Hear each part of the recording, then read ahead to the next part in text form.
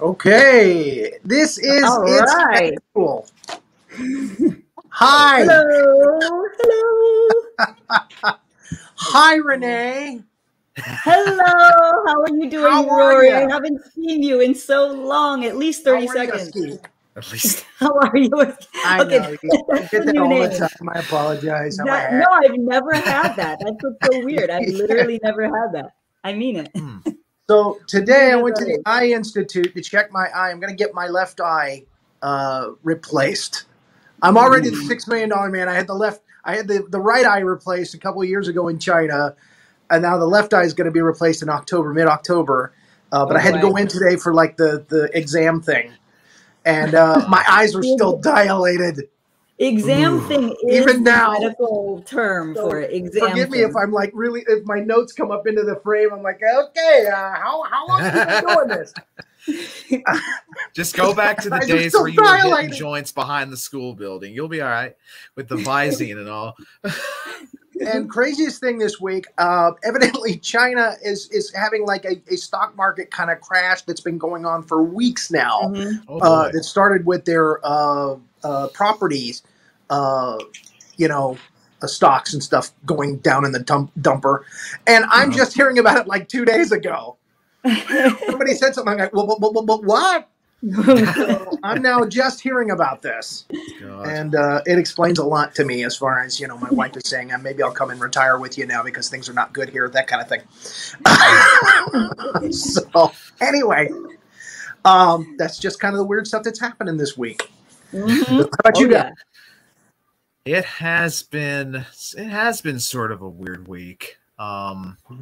Just trying to put everything together, trying to get my future hammered out and just working on music and poetry and getting guests booked for not just this show, but for others down the line. And you don't have to worry about that, Jonathan. I do that. Well, it always hurts to have a little extra help, I booked this show and I do all the press for it.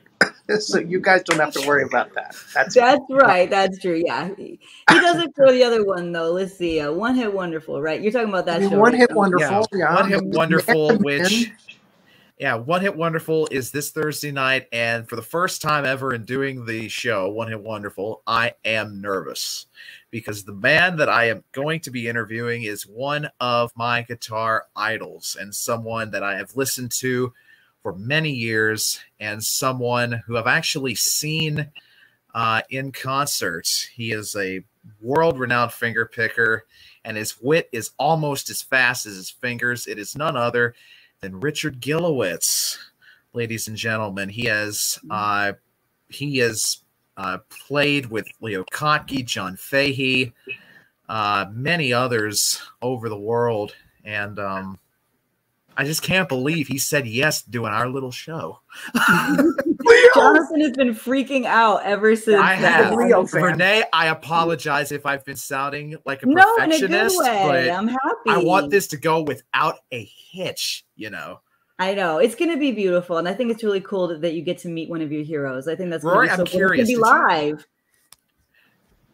You're Rory, curious. did you feel this way when you booked and then subsequently interviewed someone like Billy Vera, who is a big star like that? Well, yeah, it's always nice when we get A and B list talent on the show, and we get a very interesting people on the show. I'm very happy with who I've gotten on the show this year in our first 22 shows. Oh gosh, Were it's you like some of the nervous at best all? guests. I've just ever. been very lucky to find a lot of people on Clubhouse, just like this first guest that's coming on. Yes, exactly. He is a comedian. I believe she's up in Maryland. I've been saying DC in the advertising. I don't know where I got that from, but I think she's from Maryland, and she does great, awesome impressions. She does Impersonation Nation with me on Clubhouse, and I'm just happy to bring her up here. It's Leslie Rodriguez. Hi. Hello. Hello. Thanks so much. Thanks for having me.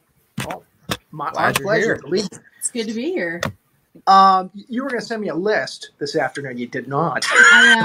Yeah. I guess I'll take my demerits on that one. I'm a little derelict in the list making. The best? I don't know if it's the best. I have my favorites, but okay, we'll go with that. I do Holly Hunter, which is it's a crowd favorite. You know, I do a little Daria, pretty much all the cast.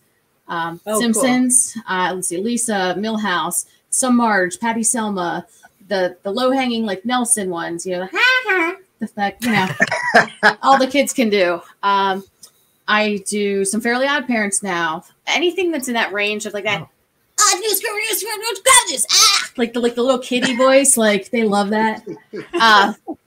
Anna Faris, spooky, like just any number of them. Sofia Vergara, feel, Jay, feel, Claire. There's a lot. My impressions involve a lot of yelling a lot of the time. Well, there you go. Yeah, the Millhouse is the one that that I remember very well. I think that was where I first met you, was when we were doing the Simpsons room. Oh yeah. With Godfried, and I was doing Grandpa. Oh, yeah, I like pancakes. Oh, my flood pants. This is what it feels like when doves cry. I hate the face that I have to make when I do them, but they sound like them. But yeah, Millhouse is great. Well, yeah, again, when who's the guy that does Roger Rabbit? He's very intelligent. This is killing me. One of our friends? Fleischer. Charles Fleischer. He totally gets into character when he is Roger Rabbit when he's doing it. Oh, I know you're gonna be good on the show tonight. I'm often like moving around and like pumping my arms up in the air and doing all kinds of things. Even wears the Roger Rabbit outfit when he does Roger. To bed the night before. You don't dress up like Millhouse when you do Millhouse, so. I dress up like Millhouse every day, Rory. Oh, okay. Well, it's just my look. I stand corrected. Don't. Yeah, Simpsons are really fun. You know, I found out, realized Holly can lead me into a lot of other things. Like her voice, it led me into Clarice, which is just angry Holly Hunter. I've said that. It's very close. They're both very close. Dr. Lecter, I need you to tell me what's going on here. We don't have much time. We're running out of time, Dr. Lecter. And then it's just like angry Holly's like, hey guys, it's me, Holly, just having a good time. I'm in The Incredibles. I just really like it, It's kind of the same thing. I just watched her in Broadcast News the other night. Oh, such a great movie. Yeah. That was a really good movie. I love Albert Brooks in that. That's an oldie but a goodie. Raised in Arizona is my favorite still. So, but yeah, she's again, I don't know why they didn't cast her in the second one in Hannibal. It makes sense. And then, there's the piano, which is hilarious. But just for the penis shot alone. Oh, yeah. Can I show my penis? I got to show my penis. Traumatized. Can we just do something so I can show my penis? I wish you wouldn't do that. I would just, It's like we could maybe put it away on a scene next shot. When I'm in the dressing room. It's like Holly. So how long have you been doing comedy?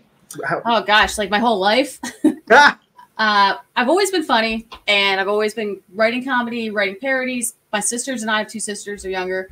We used to write parody songs growing up. We used to act out scenes from Austin Powers. We made my mom be in it. She was the dealer in the card scene. Yeah, baby. It's like, I'll hit me, but sir, you have 18. I'm Richie Cunningham. This is my wife, a lot of vagina. That whole shit. My mom was just like shaking her head, but I guess now it makes sense. We're just fun. I'm funny. We're funny.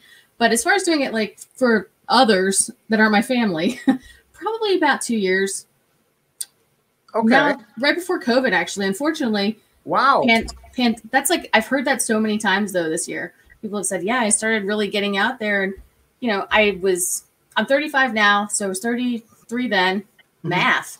And I was kind of in a place where I said, I'm not happy. I want to go do what I love. And this is what I've always been meant to do. And I just finally was like, okay, do it. And then it was like, boom, COVID. And then everything closed down. It's like, oh, sorry for your dreams. You waited this long. You can wait longer. Back from being out of the country for 15 years, I had like one gig lined up, and then COVID hit.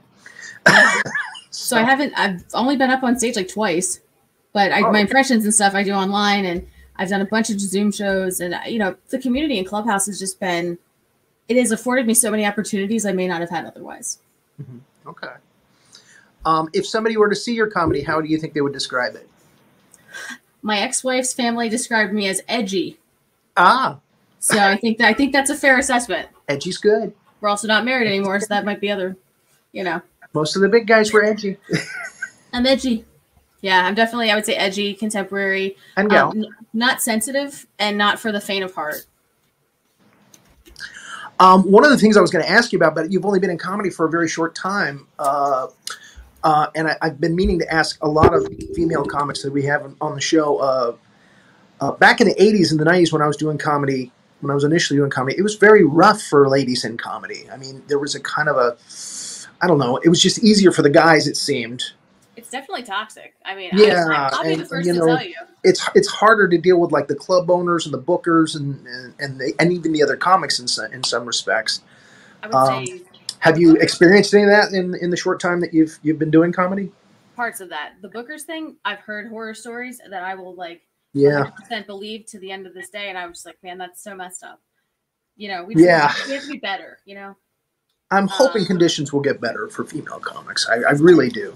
As far as other comics, yeah, like a lot of men love to do the mansplaining to me. They like to just kind of, they think you don't know what you're talking about. It's not about inexperience. It's just about being a woman. Yeah. And I'll be honest, Rory, I kind of thought that, you know, being a gay woman, I'd be like kind of shielded from the toxic masculinity. And they'd be like, oh, you're just like us. But guess what? That's not true. And they're just as big assholes to me as everybody else. Mm. Well, I'm sorry to hear that. I hope it does get better for you. It's, you know, sometimes it takes time to establish yourself. Yeah. But I mean, even people like Carol Leifer and Elaine Boozler, who were very big in comedy for a long time. They still are. Right. They had problems, you know, with comedians and people who they had to deal with in the business. It's just harder. It's outside of comedy. It's this issue of like wage gaps, and women in general aren't treated equally still. You know, who's to say like I'm going to be getting a leg up because I'm a comedian? It's going to be even worse. Okay, so the pandemic has hit. Mm-hmm. You know, how have you kind of rolled with that punch? I've actually changed this question. I was going to ask you how the pandemic affected you. Now I know that. It's going great. How you rolled with it? I really rolled into it, and I've just embraced the being home, and the opportunities have been bountiful. Mm-hmm. You know, doing things connecting with people I may not have connected with otherwise. Clubhouse was such a fluke for me. Let's talk about that. Yeah, a random friend of mine from a previous job, in my other job, they said like, "Hey Leslie, there's this app. It's called Clubhouse." Sent me this Mashable article. I check it out. I'm like, oh, whatever. For the first 6 months, I wasn't even in the comedy space. Oh, it's just audio. Oh, wait. That was my first people. I don't like this. No, but I stuck with it, and honestly, it had me in the first week. I was just on it constantly. Same thing. There was the stigmatism of it only being audio at first, but then once I got in, I was like, wow, I like this. I really like this. It's really its own thing, and the way it's evolved has been so fascinating for me, because it's like, okay, well, I was in this social space. That's like season 1, Leslie, and then it's like, oh, there's business connections. Oh, people like comedy. I do comedy. Oh, this is the comedy space, and then that's like now we're at season 17. Because time in Clubhouse evolves very quickly. Okay, so for our viewers who are watching, or will be watching later on YouTube, if you aren't on Clubhouse yet, you have to get an invite from somebody that's already inside Clubhouse, basically. So you got to find somebody who's already in there. Not anymore. Not anymore. Let me drop this knowledge. Not anymore. All right. So, when they lay it on us. When the androids came, they were, the droids are coming. When they came to the app, a couple weeks later, they opened it to everybody. So you just got to sign up and download it. So please, people, get on Clubhouse. Okay. Well, yeah, again, originally it was just Apple phones, the iPhones. And then, again, they let the Androids in. So now you're saying you could just go to the Apple Store or the Google Play. Yeah. Google Play and find it and download it. Well, there you go. Much easier. Yeah. And you know what? Great. Wonderful. And come to Thursday night, Impersonation Nation. Me and Rory and Philip. and Mike Wilson. And Mike and other Mike and all the mics. There you go. Mm-hmm. What are some of the other things that you're into besides the? Wow, so many things. Well, it's true. Like, yeah. So behind me, this bookshelf. I wasn't sure if I was going to show it or not, but I'm a huge antique collector, actually. Interesting. Yeah, mostly Masonic things or anything that has like a connection to the past, like my grandparents. I really lean in hard to that. I love to go to antique malls. I'm also really into tattoos. I have 20 some tattoos now. 22, I think. Yeah. Oh, wow. Yeah. They're just not on my face. Because when you become a grandmother, you'll have to explain all those if there's some on your face or your neck. When I become a grandmother. What's that, Grandma? Well, that's a dagger. It used to be a dagger. Now it's a smudge. Yeah, no, I think the most visible one I have is on my forearm. Who are some of the favorite people that you've worked with? Oh, man. And this includes Clubhouse. Oh, definitely. And I'm not fishing here for me. Okay. It's mostly going to include Clubhouse. Honestly, and this might not be popular opinion, but Dane Cook actually is the reason I went to the Comedy Space and Impressions. Is I did an impression at 4 a.m. in one of his rooms, and he was like, "Do your best one." He's like, "Go, go, go!" I'm in succinct, rapid succession. Keep going, and I'm doing 6 of them, and I end on Anna Faris. And he goes, "Oh yeah, that's good. I know her. I worked with Anna. Like, he's Canadian, and that was great." I just love everybody we get to work with on every Comedy Lounge show. And then some of the new faces and folks that I'm meeting, like that, maybe they're up and comers, and maybe they're not like headliners, or maybe they're not. I've met a lot of newcomers. Yeah, they're funny, and there's a lot of natural talent there. There is. What are some of the other rooms, or what are some of the other shows that you've done in Clubhouse? So right now, I would say I'm spread the thinnest I've ever been spread. I'm working on a bunch of different shows. One of them being called Coffin Talk. It's a podcast of a 267-year-old count, and he does a late night talk show. So I cast on that, and it's actually all improv. So it's premise based, but the whole thing is improv. Most of it is improv, yeah. Oh, absolutely, yeah.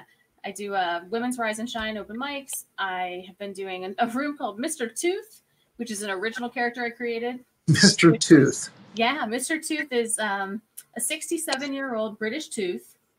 He loves to drink gin, but he's also a butler and a robot. So he's got a lot going on. Butler robots are popular. Hey, that's the Tooth, you know. We do a lot of tooth puns. He's got a room. It's called the Laughing Gas Lounge, and he's getting pretty popular. But on top of that, just a ton of other guest spots. Can you do a few lines for me? Okay, and not cocaine. Well, not on camera. Can't do that on air. He goes, "Oh, Rory, it's so good to see you. Where's my gin fizzy, man?" Like, he's a belligerent tooth. He's cracked, you know. He's got some cavities, but he's looking to turn his life around. Mr. Belligerent, Mr. Tooth. That's right, and I live in Florida. He lives with you in Florida. There you go. Yep. So it's a lot of fun. And other rooms? Oh gosh, like, you really put me on the spot. I do a room called Twinning, which is like match game. It's what I do. Oh yes. Look at quite the interview we have here. I do one called Twinning. It's Kevin Williams has the game. It's basically you go on. It's like match game. You try to match with comedians. We do that every Monday at 9. On top of that, Impersonation Idol, or Impression Idol, Impersonation Nation. Impression Idol starts up again in October. I did make it to the finals, but I didn't win. And that was with Lois Griffin, you know? Ah, Peter. How can I forget Lois? It's good to see you there, huh? Oh, God, what am I doing on the show with this guy? Oh. I didn't even make the finals. I sang as Clint Eastwood one night. I sang as Bugs Bunny. That was in the beginning. Didn't make the finals, Doc. Oh, Peter. This bunny's bothering me. Yeah. Now, Mikey Valdez actually did Peter Griffin singing and won. I don't know. I think he got to the finals with that. I think he won the whole thing. Yeah. Did he? I'm not surprised.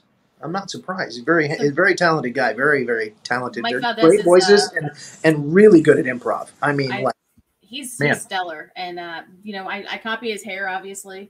You know?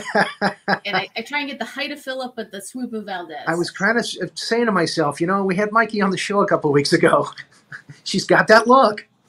It's the glasses and the swoop. I mean, this is only as a pandemic, so. And the glasses, too. And he wears eyeliner, too, so there you go. If you wear a bow tie and suspenders, it's over. You become Mikey Valdez. You'd probably sue me. You want to be yourself. You want to be your own thing. That's very hard for a comedian, as you know, but I'm trying. It's hard for an impressionist to be themselves. It really is.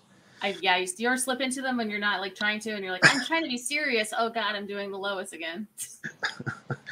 I got so many people asking me to do Clint Eastwood. I feel like I should just go to my room and just try to lock the door and stay away from everybody. What the hell happened to my career? Oh my gosh. I like to do and you see me doing the face when I'm doing it. Yeah, I know, it makes me feel better about my faces. I do the faces when I do them. Gosh, when I do the Jerry Blank too, Strangers with Candy, and that's by far my favorite impression. The comedy on that show was genius. It was 99 to like 2003, and it's like, clearly, I'm Jerry Blank. I wear my Jerry Blank shirt tonight. Oh, there it is. Oh, Orlando. Altamont Springs. Oh my gosh, yes. Altamont Springs. Mm-hmm. So what are you hoping for in the near future here? Are you hoping that I mean we all hope the pandemic will be over soon, but I got a bad feeling. Got a feeling Stuck here for a while. Real popular again. So what are you hoping to get into while this thing is still happening? Well, I'm finishing out this run on Coffin Talk, which is the Count show. And I've just finished up a 3-episode arc on this show called Jury Duty, which is a creator first show. So that's been a lot of fun. I do I'm sorry.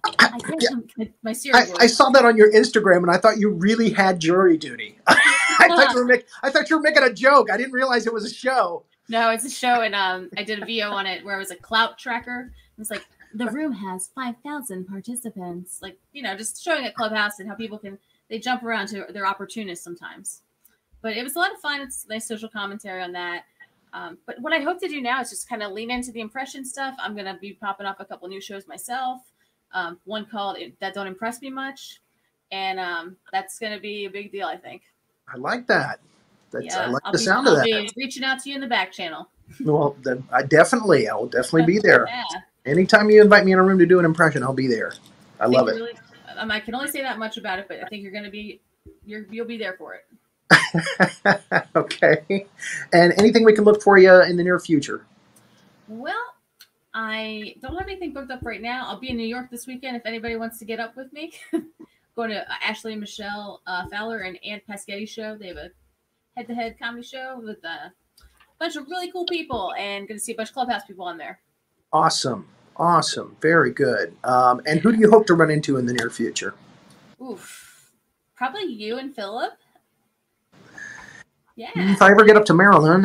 It's funny you said that. I'm from Maryland originally. I was born in Maryland. Okay. I live in Alexandria, or Virginia. Okay. Northern Virginia, yeah. So I say DC because like nobody knows this area, but they do. All right. Again, I do not know where I got Washington, D.C. from. I say that all the time. I say that. Oh, you say that? Okay, well, that's where I perpetrate that lie. I thought that I had heard you say that somewhere. That's why I put that there. Because I'm not like Alexandria, Virginia, and like people are like, what the heck is that? and today I realized maybe I'm wrong here, and I'm like, well, she hasn't sent me any messages saying, oh, by the way. Stop saying that. No. I'm not in D.C., okay? What the hell are you doing? God, people are going to hate me. It's political. No. Although people ask me all the time, like, what was the insurrection like? I was like, it was terrible. Just like you saw on TV, it was terrible. Well, despite the inhabitants, I love D.C. I love D.C. too. Yeah, I mean, I don't live there, place. So I'm not talking about It's a great place. My publisher just moved there. I love living here. Yeah. All right. Well, fantastic. Thank you so much for coming on. You're welcome to stay for the rest of the show if you like.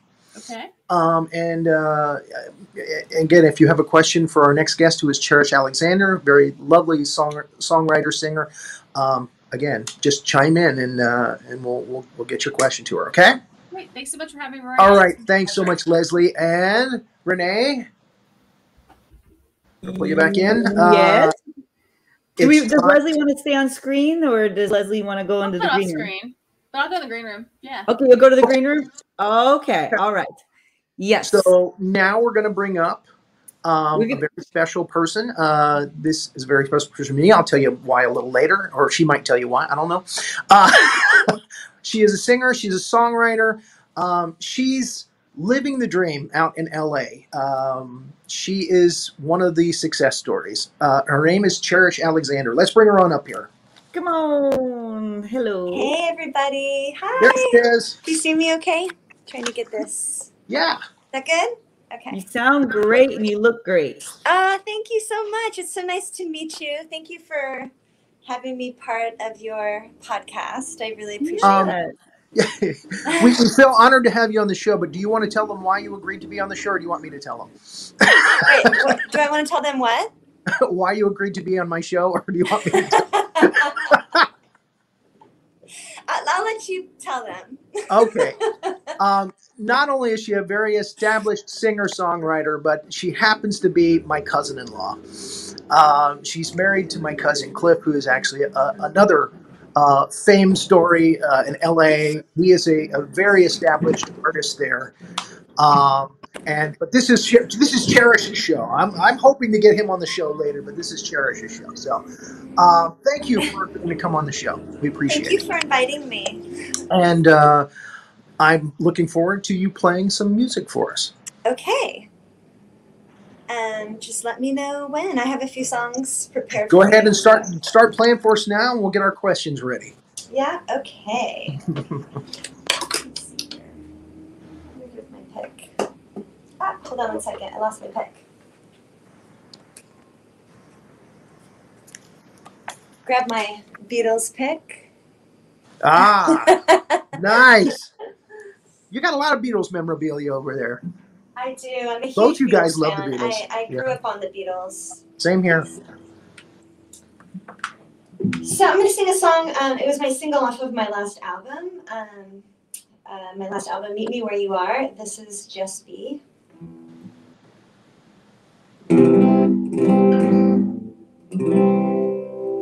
If it comes, just let it come.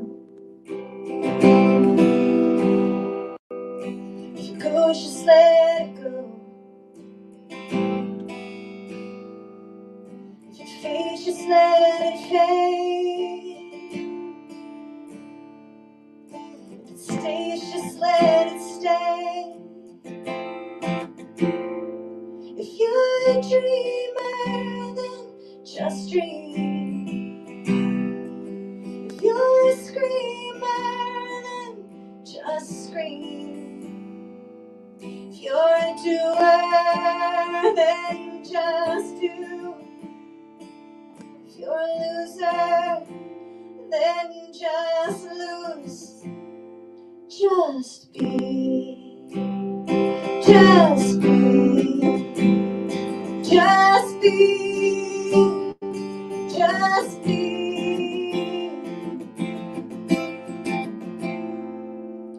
Just like the birds who fly,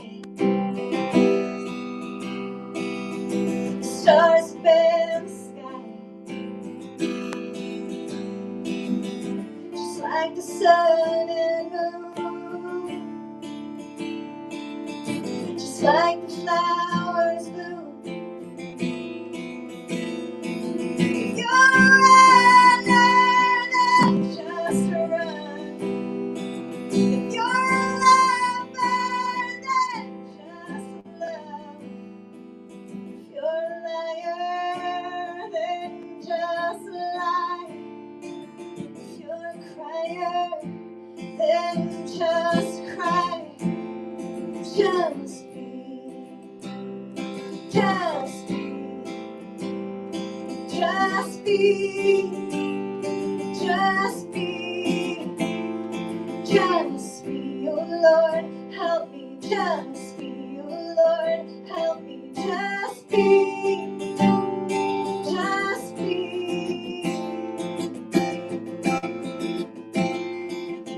'Cause I am not you.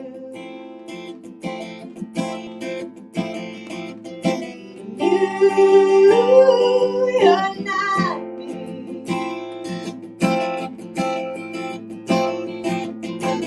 I am not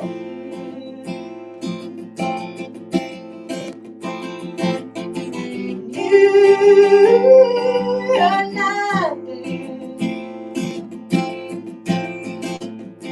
So just be. Just be. Just be. Just be. Just be. Oh Lord, help me.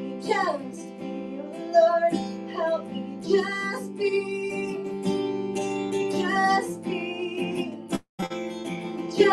be, oh Lord, help me, just be, oh Lord, help me, just be, just be, just be.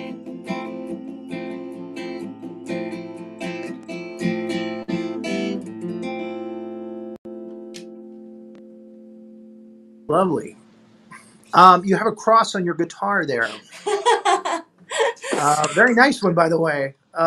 One of our viewers noticed it. And are you very religious? I mean, the truth is, I did grow up in a Christian school. I went to Christian school from like 4th grade to 12th grade. But I would say I'm more spiritual than religious. Okay. Now, you actually started playing very young. Yes. You started playing piano when you were 7? Yes. And you started playing bass when you were about 12 or 13, right? Yes. And so my first piano player, his name was Mr. Gaudio. And he was also my vocal coach. And when I first started taking singing lessons with him, he wouldn't let me sing for the first 6 months. I had to do breathing exercises every night. And so my mom would stack a big pile of books on my diaphragm. And I had to go... For 6 months, he was like, no, you can't sing, because I guess, he was an opera coach. So, all of the singing is from, your, diaphragm, so.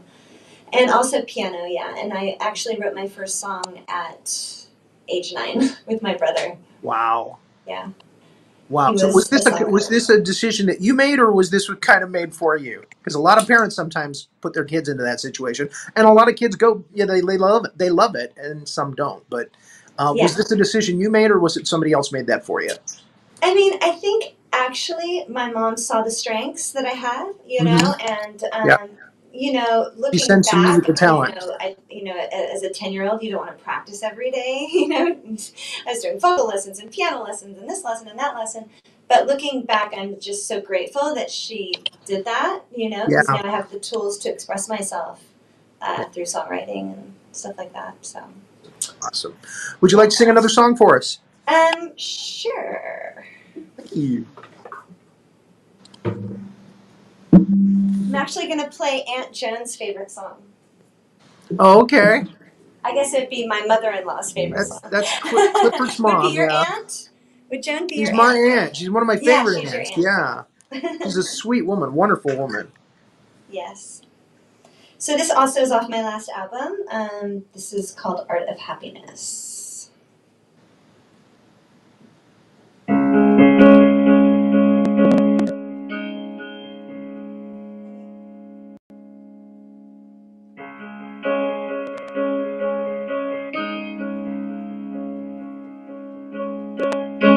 Holding on to you tighter than I should. Many days I've worried you away. And even though you're here, don't know how to let you go. All the weeks I've imagined you gone. And when you can't see the way out, why don't you jump anyway? Drowning in a sea of your clouds, only what remains see my piano is change. Is change.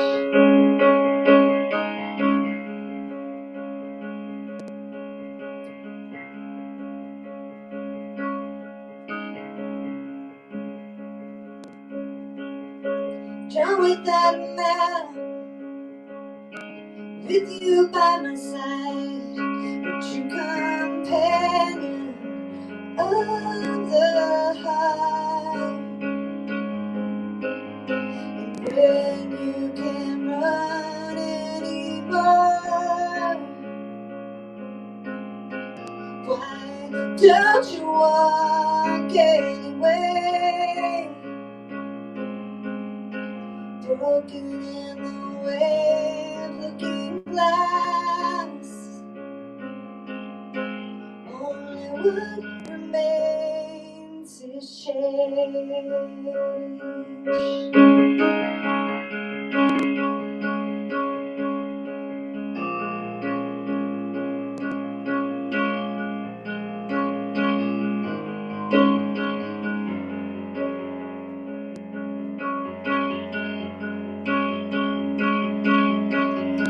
The art of happiness. The art of happiness. The art of happiness.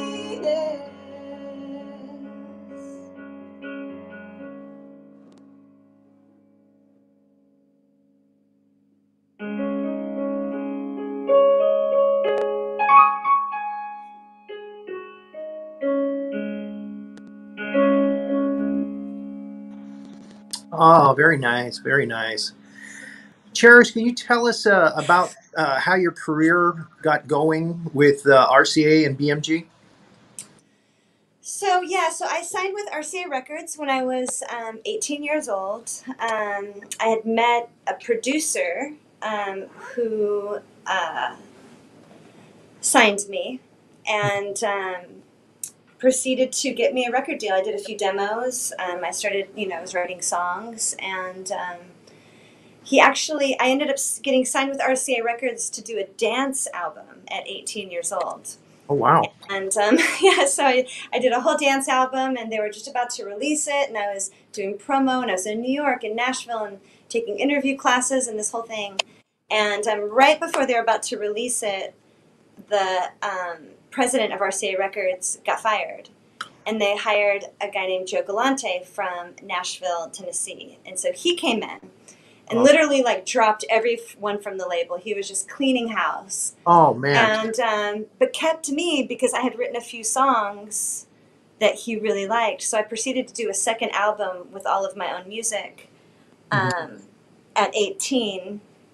And by the time they wanted to release it, that was kind of going into the grunge era, Nirvana and Soundgarden, all Seattle scene was coming out, and I had already, been signed with them for so long that the kind of album I wanted to make, they didn't see recouping the amount of money they had spent, so we parted ways.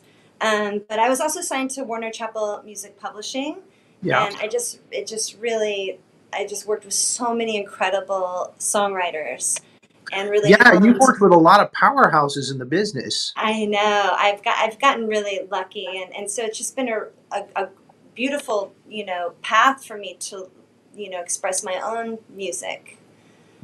So yeah. Yeah, you played with Cyndi Lauper. Yes, yeah, I played guitar with her in two of her music videos. Yeah. And name some of the others. Right now, you're working with Josie Cotton, right? I'm playing bass with Josie, yes. Yeah. And we just played the Greek Theater, which was an amazing, fun show. Last weekend. We've played with a lot of. She has had hits in the '80s, so we do these '80s events. But we played with Violent Femmes, Flock of Seagulls, Missing Persons. Yeah, it's been fun. Awesome. Yeah. Tell us about some of your accomplishments during the pandemic. I mean, I know that this has affected us all, and we've had to kind of roll with it. As I was talking with Leslie earlier, we tried to kind of roll with this punch. Did it really slow you down that much, or have you been busy working? I mean, you're obviously, a songwriter. Yes, exactly. So, obviously my heart goes out to everyone that had, had suffering and had a hard time and lost loved ones and all of that. But for me, I just, I have my studio, and it's a way for me to express myself. And you have a studio in your home. Yes. This is my studio, actually. And that's good. Yes. So I just turned inward, really, and just, tried to figure out what it all meant. I mean, it's crazy times, and trying to see the positive in it. And I guess the reason I ask this question so many times on this show is because I love to hear other stories of people not letting it knock them down and just stop everything. I like to hear people saying, look, I know it's a horrible thing that's going on out there, and I hate to hear about people dying, but I'm doing something. I'm not letting it stop me. Yeah, That's encouraging. I like to hear those kind of stories. I mean, to be honest with you, I'm sort of a born optimist. I just always have been able to see the silver lining, and I always look for the silver lining, even in the worst of circumstances. And I do feel like, in a crazy way, we're in the middle of a miracle, and something good is going to come out of it. I really do believe that. And, the recluse in me was in complete heaven because just kind of got to tuck in my home and be creative. And well, I know that's true of my cousin. I wasn't sure that was true of you as well. I thought the yin and the yang thing, Maybe it's an artist thing. I don't know, but but I know he definitely likes to stay at home and do his own thing. Yes. So we both were super, super creative during this whole time, and even more. And that's why coming out of it, we have so much to share. Because it's just so we created so much. We're just wah. There you go. Yeah. Well, I know that you have a new CD coming out. Well, I have a new single that I just released. I do have a new album that's in the works right now, but okay. I just released a single and a video that I directed. Okay. And conceptualized, and I spent a year working on it. So it's been a huge birthing process, just getting it out to. I read about how it didn't come quickly. You thought it was going to come quickly, but. The song. So I actually wrote. You had to go back to it later and redo it. Well, I actually wrote the song in 15 minutes, and it was during the times of George Floyd and all the horrible stuff happening, and the fires and the climate. I was just trying to understand it in my own way, and I went to record it, and it just wasn't what you were hoping for. I re-recorded a different tempo, different instrument. Didn't work out, and so I just left it for 6 months, and then just something kept saying to me, "You've got to record this song." So I came back in my studio, and I just did it like that. And sometimes you got to step away from a project for a while to get to refocus, to get get to refocus. I'm the same way with writing. Sometimes I will have to step away from something that I've been writing for months, maybe even a year, before I go back to it and go, okay, now I see what my problem was. Let me try this, and then you can continue. Yeah, exactly. And you want it to be inspired too, right? You just don't want to put stuff out there. You want it to come from an inspired Sometimes when you're doing something over and over and over again, you get foggy in the head, and you got right. And then you think, well, maybe it's not meant to. Exactly. And you're like, well, maybe it's not meant to be, or maybe it's the right direction, or maybe I need to focus somewhere else. And then you just believe if it's meant to happen, it'll come back, to you, and then you recreate it. And so, yeah. Yeah. So, that song's title is Change Can Start With Me. Okay. And is it possible that you can sing that for us tonight? Yes, I can. I actually wrote it on piano. So awesome. Yeah. Okay. Awesome.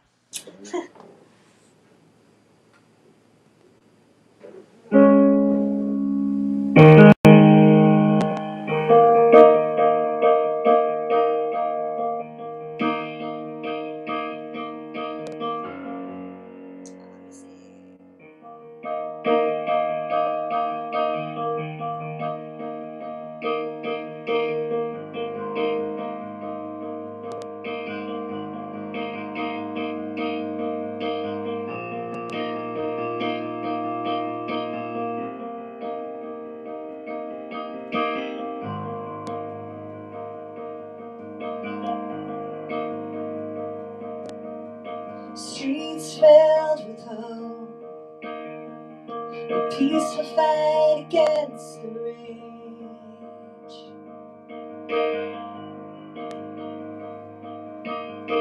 Many who have lost their way, giving rise to so much hate.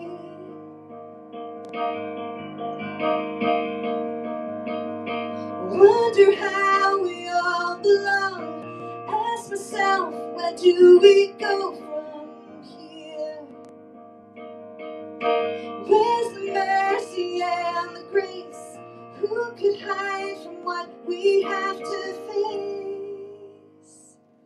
World that's divided, our hearts can unite us, believing that a change can start with me.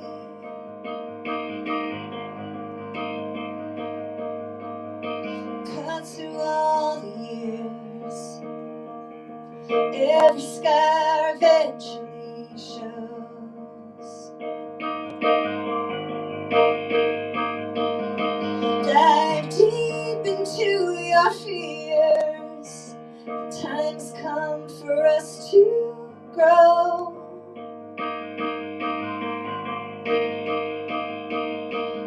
Just as a ripple makes a wave, just a smile can help to ease the pain. And every action that we take makes a difference in this human race. A world that's divided, our hearts can unite us, believing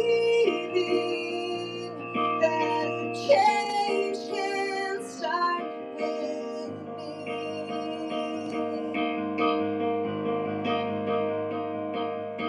Not one more screaming silence, no observing the violence,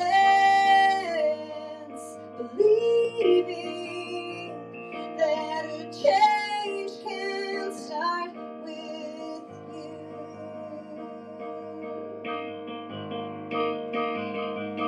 And me.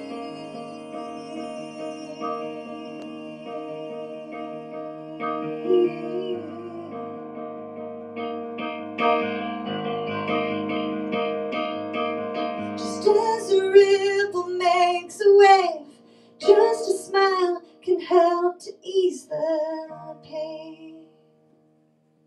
And every action that we take makes a difference in this human race.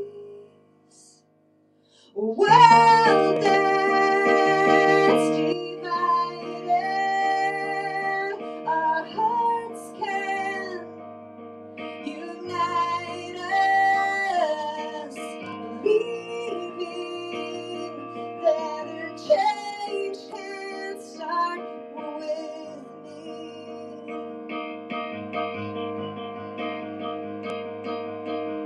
Not one more screaming silence, no observing the violence,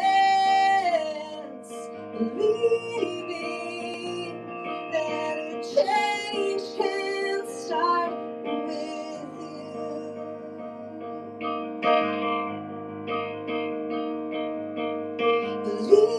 Believing that a change can start with you.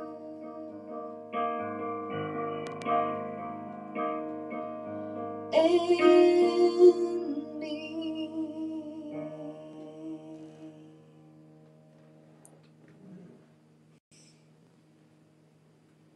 Show you've got a voice of an angel. So, Thank you. where can people find your CDs? So CherishAlexander.com is my Mhm. whole catalog's there. All the links, all the YouTube, all the videos, all the stuff. It's all there. That's the best So- place to order them. That way you don't have to give a Yes. cut to Amazon or somebody else. I mean, there's links to Amazon from my website and Yeah. Apple Music and iTunes and, yada, yada, yada. So, Very good. all the You guys stuff, got your all the Christmas things. lights up already? What's that? I'm What'd you teasing. say? Yeah, so you guys got your Christmas lights up already? Oh yeah, no, yeah, I'm year teasing. round. I'm teasing. They No, like I Christmas know lights. it's crazy. I just love Christmas lights. My whole life. Yeah. And you like coffee mugs too. Oh, coffee mugs and Christmas lights. Yes. And poodles Oh yeah, yeah. and I golden forgot the littles. retrievers. Yeah. Who has been the most supportive for you in your career? Oh my gosh, sounds so cliche, but my mom, Yeah. my mom has just been my like number one cheerleader. She's just always believed in me, and Hmm. you know, she's my mom. She's the best. Well, that's great. Yeah. It's good to So have your parents' support. yeah, well, yes. It took me a long time to get my parents to support my acting, which led to comedy later. Well, this is a great role for you. I really actually like you in this role. Ah, I do. I think you're a great interviewer. You're doing awesome. well, thank you. Thank You're you so doing such a much. good job. We're getting a Yes. lot of good feedback for the show. That's for sure. That's so And great. we're getting better and better guests on because the word is getting out. Oh, that's good. That's amazing. I'm happy for you guys. You have some songs coming up in TVs and movies, right? Yeah, so I have the first song I sang, Just Be, is going to be in a movie called Oro Arrowhead. Okay. That's I think going to be on Amazon Prime. Okay. I have a song called God Everywhere off my last album. It Okay. sounds very religious, but it's really more spiritual. It's about, just seeing God in everything, the good, the bad, the ugly, just creation, I almost did Clint Eastwood again. and that's actually going to be the theme song on a show on Catholic TV network. So that's kind of a big thing. And I just had a song in a homeless documentary about the homeless in Los Angeles. Is this something you're hoping to branch out more into? I think for me, really the next stage for me is songwriting. I mean, that's my passion is songwriting. I mean, Danny Elfman started out with Oingo Boingo, and now he's one of the biggest composers in Hollywood. Yes. Since Pee-wee's Big Adventure, he just shot off as a composer. He found out that, hey, I'm better at this, actually. I think that definitely, I think if I were to say my intentions, it's to touch people through music, write music that makes a difference, and also to be more involved in songwriting for maybe other artists, for TV shows, film. That's my passion. I've been in front of the scenes a long time as an artist, and I will always consider myself an artist, but I think for me, I do want to do more of like the writing, Okay. That's my goal. That's my next path. I'm going like this. And that's my next question, because we have a lot of people who are in music, especially in Atlanta and in the South here, that watch the show. And I know they're going to want me to ask you, what is your process for songwriting? This is a question that I have to ask all the songwriters that come on the show. So songwriting for me is like a very visceral process. It's just something that I've mastered. I don't know if it was something I kind of was born with. I've never taken a songwriting class or anything like that. I have worked with a lot of masters, and so I was very lucky to learn that art through them. But for me, it's really just kind of grabbing my guitar, sitting at the piano, and just kind of letting the force flow through me. I mean, sometimes I'll have a lyric idea and I'll take that.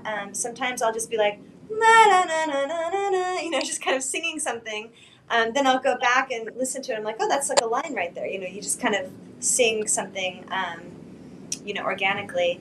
But yeah, so I don't know if that makes sense to people. The visceral process is just kind of tuning in, and it sounds like it makes sense to me. And I'm not really a songwriter all that much. I've written a couple of song parodies. It's so hard to explain the process because it really is such a sacred process. Mm-hmm. But it's like it's also not something I can force. Mm-hmm. If I force it, it just never is right. But when I feel the inspiration of it, and I sit down, I just write it in like 15 minutes. It's just like that. Like the song I just sang, I wrote very quickly. So, all right. Awesome. Are there any? Did you say you have a gig coming up soon that people out in LA can catch you at? I I was supposed to be going on tour with Josie Cotton Okay. at the East Coast, and I unfortunately had to bow out because my doggy is not doing so well. Oh, I'm sorry to hear. Hope But she's- I think I am going to be doing like a Facebook Live concert, Instagram Live thing in the next few weeks. Oh, okay. So I'll be promoting that. So maybe you could pass it around if anyone's interested and wants to log in. And Go and follow Cherish Alexander on Instagram and Facebook, and as well as Leslie Rodriguez. I don't think Leslie has a. Let's bring Leslie back up here. I'm going to do something I haven't done before and bring both the guests back up together to talk. hi, Leslie. Hi. Nice to meet you. Leslie, you're on Instagram, but I don't think you have. Do you have a Facebook? No, I have a No. Insta. I really just Insta and Clubhouse, and I'm pretty much live on Clubhouse, so you can find me there. That's a lot Clubhouse. of I've people never that even do. heard of that before. Yeah, you should get in there. Yeah, it's really You'll meet a fun. lot of Is people. You'll meet a lot of people. I just signed up for TikTok, and I'm still trying to figure that out. I'm like, Hey. what? Yeah, That's a whole I'm different doing can of TikToks, worms. but I should. I'm starting to hate TikTok now because people are creating these videos where you watch the videos for like 3 and 4 minutes to see what's going to happen at the end.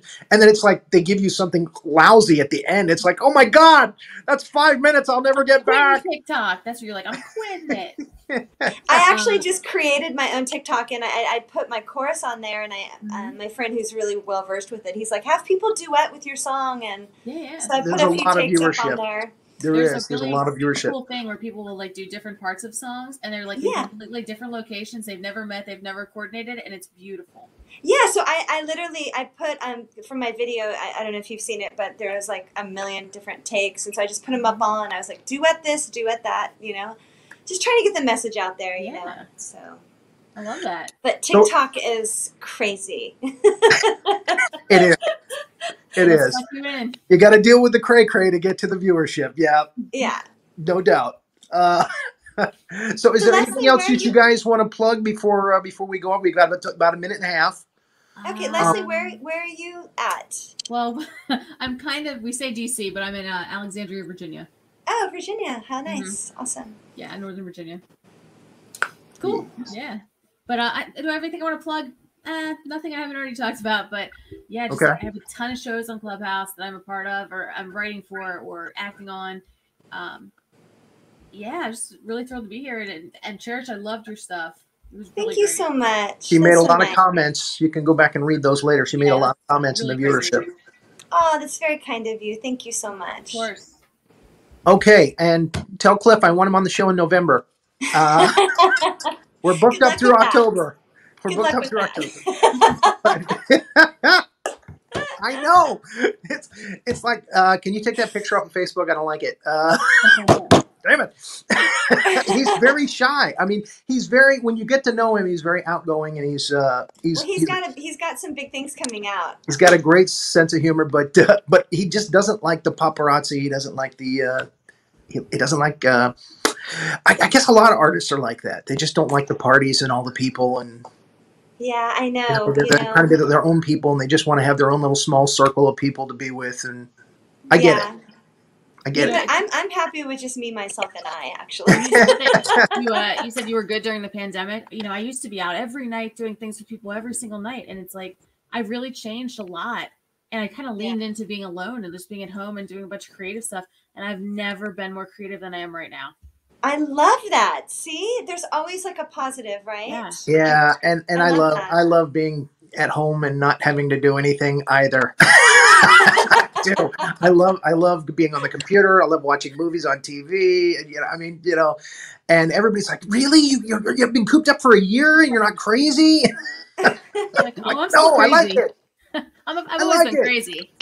Like, so that's why I tell everybody. Just staying safe. But now I'm working full time again. So okay, that's awesome. Yeah. And tell Tina hello.